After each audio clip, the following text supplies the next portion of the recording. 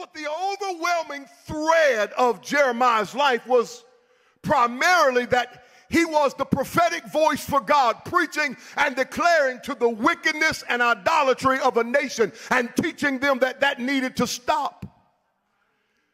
And that the kingdom of Judah in Israel needed to approach God with humble hearts and repentance for their idolatry and their wickedness. We call him the weeping prophet because he spent his ministry in anguish, in tears.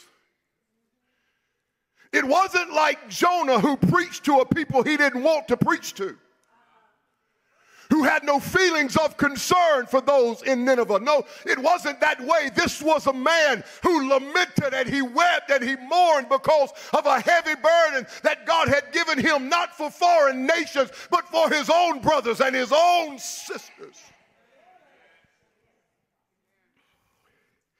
And he became that prophetic voice declaring that there needed to be repentance, and with every message that he preached and every prophetic word that came out of his mouth, I can hear him. And in my mind's eye, I see his eyes filling up with water as he stands up to declare the word of the Lord, and tears streaming down his face under a heavy burden, prophesying, quivering under the weight and the responsibility and the anguish of the deep mourning of the time he had spent with God, pleading with God to help him give a message that would return the people back to their first love. Are you with me?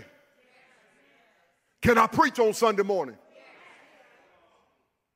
Because of his commitment to deliver the words of God under the burden and the weight he felt to lead them in repentance, he didn't have a fluffy message nor a watered down sermon, but he had a strict prophetic utterance that if you don't return to the Lord, his judgment will come and the nation will be cut off from the presence of God.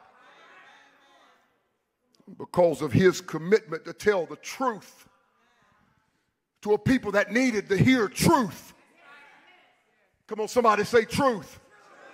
I don't need to feel good about my sin or my iniquity. I should not be able to, y'all gonna make me come down here and preach today. I should not be able to come into the house of the Lord and sing our songs and lift my hands and worship God, hear the sermon and walk out and never have conviction because of my sin. No, every time we come into the presence of the Lord, somebody ought to be giving us a word from God that draws us in our relationship closer to the